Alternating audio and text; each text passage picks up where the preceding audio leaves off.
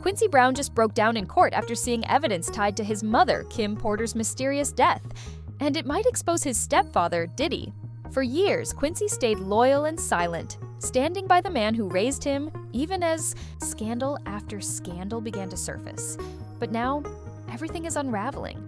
A sealed letter written by Kim herself, a missing flash drive recovered by federal agents, and chilling new details released by the FBI are forcing Quincy to confront a truth he may have spent years avoiding. The evidence is personal, emotional, and devastating, raising new questions about what really happened to Kim and who might have wanted her gone. This video uncovers how Quincy may be the key to unraveling everything Diddy tried to keep buried, and why the entire courtroom froze the moment that flash drive was revealed. Let's break it all down. In late 2018, Kim Porter's death was announced with clinical finality. Lobar pneumonia, they said. Just like that, a beloved mother of four, a woman deeply connected to one of the most powerful figures in the entertainment industry, was gone. But almost immediately, the people who knew her best began to push back. They didn't buy it. Kim had no history of chronic illness, no underlying conditions, no recent hospital visits. Days before her death, she had been spotted glowing, with joy, dancing at a holiday event for her son Quincy's Netflix premiere, surrounded by family, including Diddy himself. There were no signs of fatigue, no breathing issues, no mention of feeling sick. Eyewitnesses say she was in good spirits, joking and smiling like someone with decades ahead of her, not a woman days away from collapsing and dying in her own home. When the coroner took weeks to release her cause of death, it raised even more questions. Why the delay if the diagnosis was supposedly so clear? And why was it pneumonia? Something treatable, something obvious, without any red flags leading up to it? But the deeper you dig, the more disturbing the timeline becomes. After Kim's body was discovered, her electronic devices, everything from her phone and laptop to a personal journal, reportedly vanished. These weren't random gadgets. They were tools she used constantly to document her thoughts and store sensitive information. Close friends say Kim had been growing more paranoid in the weeks before she died. She confided in people that she believed she was being watched, that someone had hacked into her devices, that she was working on something big. Some sources even claim she had started writing things down, things about what was really happening behind closed doors. And then suddenly, she was gone. The disappearance of her digital trail only made those suspicions louder. Why weren't her belongings returned to her family? Why did no official inquiry ever fully investigate the possibility of foul play? For many, especially her children, it felt like more than a tragedy. It felt like a cover-up. And if what federal agents have recently uncovered is any indication, Kim may have left behind more than just memories. She may have left behind evidence. Years passed with little more than whispers about Kim Porter's death. Until now. In 2024, federal investigators unearthed a stunning development. A hidden flash drive Kim had reportedly handed off to a trusted friend just days before she died. According to insiders, this wasn't some random USB stick. It was a digital time bomb. On it, agents claim to have found a sealed letter addressed to Quincy, handwritten by Kim herself, as well as a series of encrypted notes and possibly even video and audio files. The contents haven't been made public, but what we do know is this. Federal metadata analysts verified that the files originated from Kim's stolen devices. The timestamps match, and the letter was verified as authentic by handwriting experts. It wasn't something forged after the fact. It was real, and it was meant to be found. What's more disturbing is that the letter was addressed specifically to Quincy, as if Kim knew he would one day need the truth, but wouldn't be allowed to hear it in real time. The fact that the drive surfaced years later, during an active federal case against Diddy, has only fueled suspicion that Kim's death wasn't just sudden, it was strategic. Investigators now believe she may have been compiling this evidence for a reason. She allegedly feared for her safety, told friends she was being followed, and had become increasingly paranoid about surveillance. Some sources say she was planning to go public, or at least pass the information to someone she trusted. That someone, it turns out, may have been her son. The implications of the flash drive are massive, not just for Quincy on a personal level, but legally. If the contents connect Diddy to larger criminal operations, or even suggest that Kim was silenced to prevent her from speaking out, this isn't just a story about a lost parent.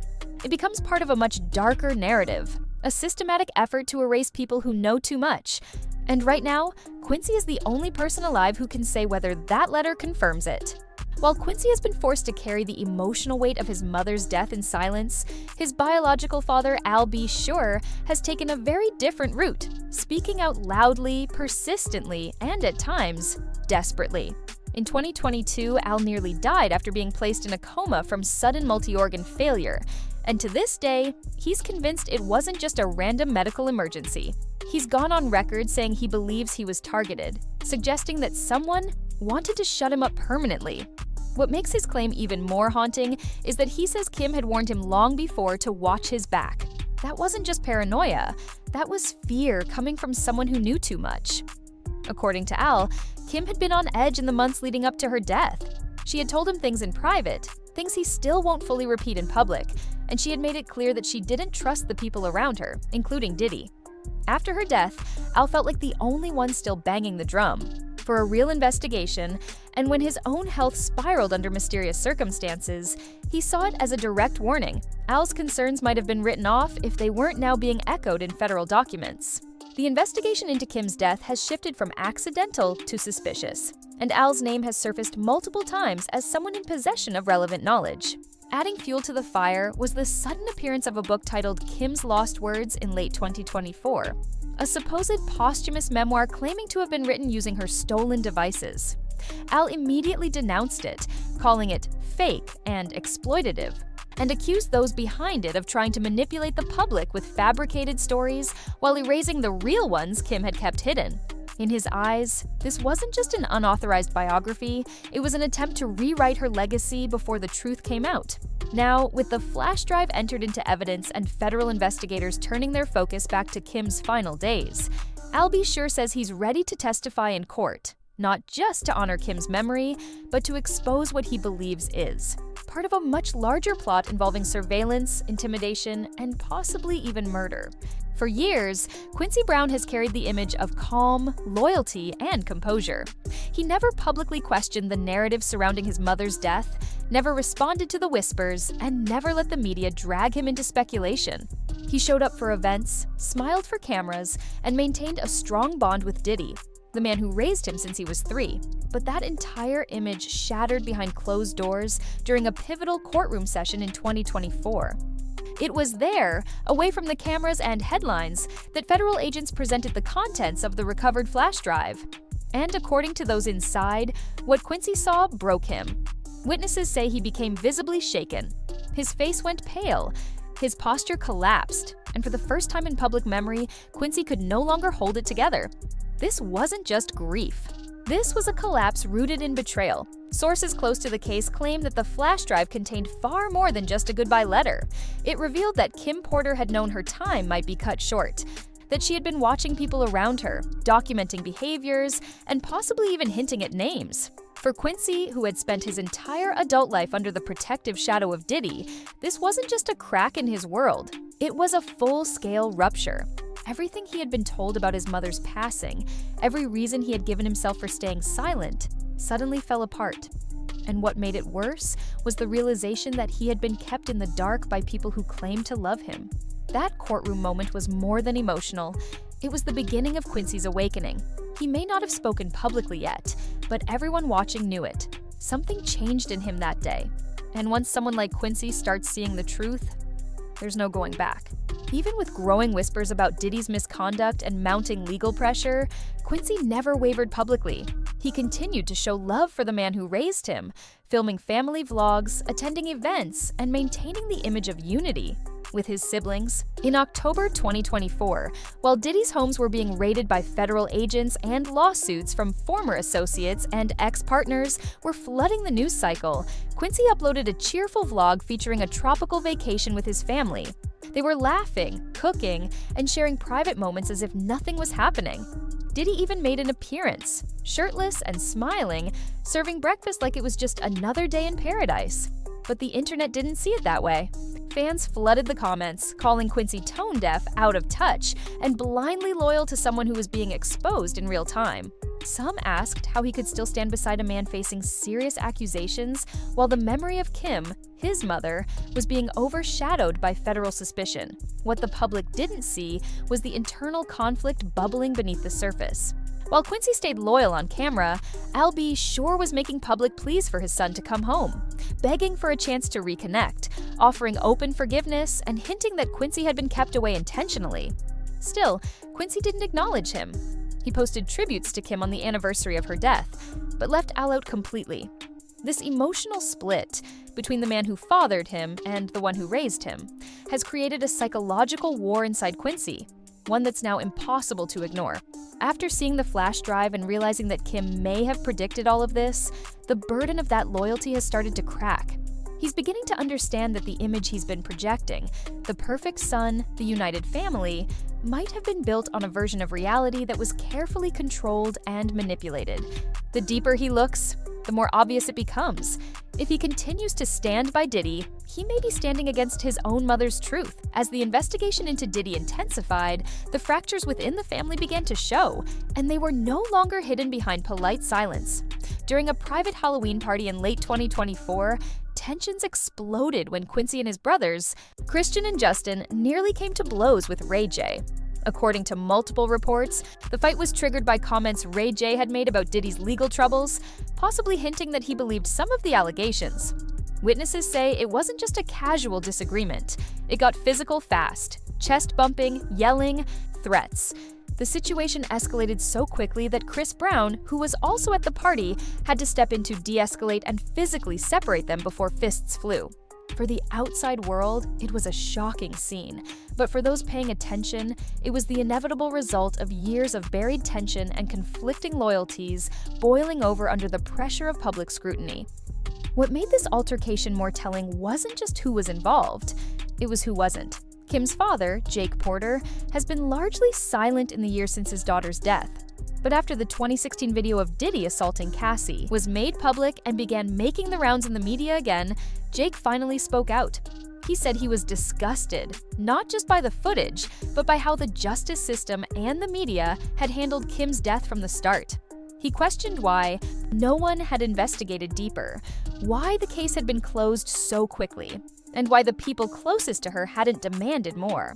Despite his pain, Jake stopped short of demanding a new probe. But others didn't. Federal prosecutors, fueled by mounting evidence and renewed witness interest, pushed forward. And within Kim's family, the divide kept growing. Christian reportedly stopped communicating with most of the family altogether.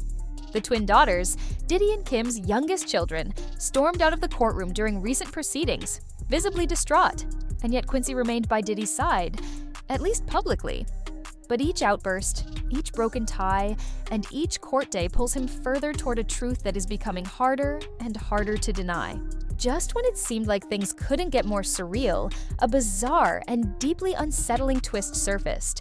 A book titled Kim's Lost Words appeared on Amazon in September 2024. The timing was suspicious, and the premise was even more disturbing. The book claimed to be written from beyond the grave, using journal entries, private notes, and digital files recovered from Kim Porter's stolen devices. Marketed as a posthumous memoir, it painted an almost cinematic portrayal of Kim's final thoughts and inner struggles. But within hours of its release, Al B. sure came forward to condemn it. He called the entire project fraudulent and dangerous, accusing unnamed individuals of exploiting Kim's death and manipulating her memory to fit a narrative that didn't exist. According to Al, the devices used to create this book were never recovered by the family because they had been stolen right after Kim's death. And if that's true, then someone out there used hacked data to reconstruct her voice and rewrite her legacy. Federal investigators took the book seriously. In fact, its release seemed to trigger a deeper examination into what Kim may have actually been documenting before she died. Evidence now suggests she was compiling files related to abuse, manipulation, and power dynamics in her private life. She allegedly told close friends she was scared and felt like she was being monitored, watched even inside her own home. Some believe she had started building a case, not only against individuals close to her, but as part of something bigger. When compared with what Cassie later alleged in her own lawsuit, the parallels are chilling. A woman trying to escape, hinting at speaking out, and suddenly cut off before she could act. Kim may have been preparing to go public with her own story.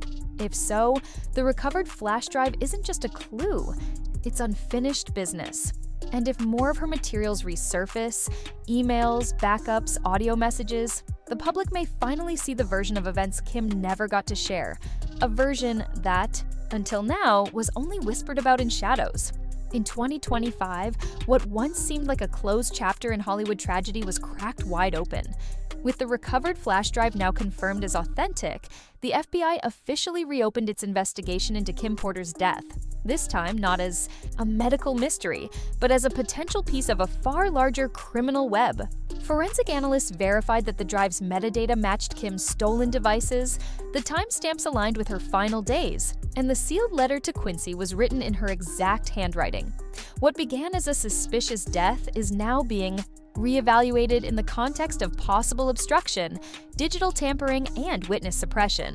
Prosecutors are reportedly considering whether Kim was an early whistleblower in what's now being treated as a multi-layered RICO case. If that's true, then her death wasn't just suspicious. It was strategically timed to silence her before she could speak. The fallout is already tearing the family apart. While Diddy's legal team aggressively denies the validity of the flash drive, claiming it's fabricated and inadmissible, federal investigators have doubled down, confirming its legitimacy, and labeling it critical to the case. Behind the scenes, the emotional toll is mounting. Christian, Kim and Diddy's biological son, has withdrawn from the public eye entirely. The twin daughters reportedly left the courtroom in tears, unable to sit through the emotionally charged testimony surrounding their mother. And Quincy, he remains the axis around which everything now turns. He's the only person who lived under the same roof with both Diddy and Kim, who witnessed their dynamic, their tension, and possibly their secrets. If he speaks publicly, or worse for Diddy, testifies under oath, it could collapse the entire defense. More flash drives or journals may still be out there, entrusted to people Kim once confided in. And if any of them surface with corroborating evidence, the narrative Diddy has controlled for years might finally slip out of his hands and into the courtroom spotlight. While the legal chaos surrounding Diddy's case dominates headlines, a more insidious layer of silence still stretches across the entertainment world, one that's harder to see, but no less powerful.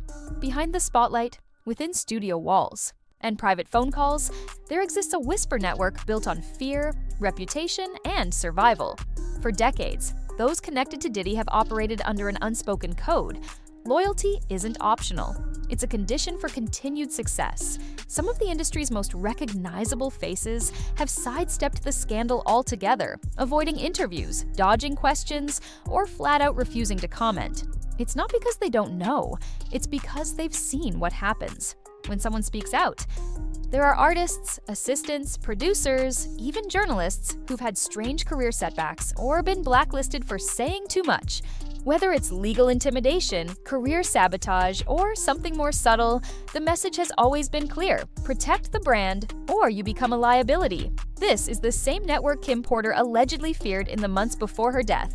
Friends now claim she had grown increasingly anxious, telling people she felt like she was being followed and that she no longer trusted her surroundings. She had begun locking her phone in different rooms when talking. She used code words in messages. And more importantly, she started documenting everything. This wasn't just paranoia, it was preparation. Kim knew that what she was doing came with risks, especially if she was building a case or planning to reveal information that could implicate powerful people. That's what makes the disappearance of her devices so disturbing. And it's why the resurfacing of the flash drive has left so many on edge, because it proves she wasn't imagining things. She was being careful, methodical, and scared. Now that the drive is in federal hands and Kim's sealed letter to Quincy has been confirmed as real, that fear has begun creeping back into the industry. People who were once close to Diddy are going quiet again. Some are deleting old photos, distancing themselves publicly, or refusing to return calls from media outlets. But others, those who've stayed hidden in the background, may be getting ready to talk. There are rumors that more backup devices exist, that Kim shared pieces of her documentation with multiple friends as a safeguard. And if even one of those people hands over more evidence, it could unleash a domino effect the industry can't stop. But that can't happen without someone brave enough to break the silence first. That's why all eyes are now on Quincy. Because if he speaks, if he confirms what's on that flash drive, he won't just be exposing Diddy.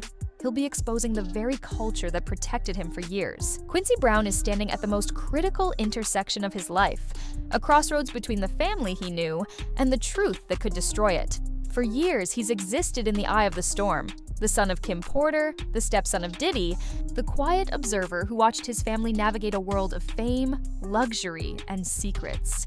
Outwardly, he's maintained an image of composure, smiling for vlogs, supporting his siblings, standing beside Diddy through celebrations and controversies alike. But behind the scenes, those closest to Quincy say something shifted after the flash drive was revealed in court. He didn't just break down emotionally, he withdrew. He started turning down media requests. He canceled appearances. His social media activity dropped.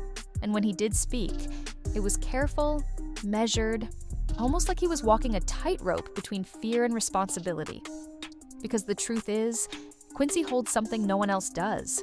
The lived experience of growing up in a house where love, power, control, and fear were all wrapped into one. What he saw on that flash drive may have shattered everything. If the contents confirm that Kim was actively trying to protect him, that she feared for her life, and that she left behind evidence of it, then Quincy isn't just a witness. He becomes the missing puzzle piece in a much larger case. But flipping on Diddy doesn't just mean testifying in court. It means dismantling a relationship that's defined most of his life. It means going up against the person who fed him, raised him, protected him, and maybe also lied to him. That kind of betrayal cuts deeper than legal risk. It attacks your sense of identity, and for Quincy, speaking out means more than exposing someone else. It means finally choosing which truth he's willing to live with, the one he was raised in, or the one his mother died trying to show him. What's keeping him from speaking? It might be fear. It might be guilt. It might even be love. Because despite everything, Diddy was the man who raised him from the age of 3. Turning on him would be like turning on the version of his childhood he's clung to all these years. But more than anything, Quincy may be waiting for the final trigger. Maybe it's another piece of evidence. Maybe it's someone close to him, finally saying, "It's time." Or maybe it's the realization that silence won't protect him anymore, that staying quiet won't make the truth go away, it'll only make it worse. The FBI is watching, the media is circling, the public is waiting, and Quincy is running out of places to hide from the truth he now carries. When he finally speaks, if he does, it won't just be a soundbite, it will be a reckoning. A son avenging his mother, a witness shattering an empire, a truth that can no longer be ignored. This story was never just about fame, wealth, or celebrity drama. It's about a mother who may have seen something dangerous, a son caught between 2 legacies, and an empire now hanging by a thread. Quincy Brown has spent his entire life torn between 2 identities, the bloodline of a father who wants to expose the truth, and the loyalty to a stepfather who raised him, but may have been hiding something all along. With the flash drive now entered as federal evidence, and Kim Porter's death officially back under investigation, Quincy stands at a crossroads no one ever expects to face. One path leads to silence, denial, and keeping the carefully crafted image of his past intact. The other forces him to confront a painful possibility, that the man who raised him may have played a role in his mother's final days. What Quincy decides to do next may determine more than just the future of one trial. It could expose a decade of secrets, destroy an entire legacy, and finally bring justice to the woman who saw it all coming. The courtroom is heating up. More evidence could still surface. And the world is watching, waiting to see if Quincy will remain quiet or speak the truth his mother may have died trying to protect. If you made it this far, drop your thoughts in the comments. Do you think Quincy will turn against Diddy? Or is the bond too strong to break? Don't forget to like the video, hit subscribe for more deep investigations, and turn on notifications. We're not done with this story yet. If Diddy's empire is about to fall, we'll be right here to break it down. Stay tuned.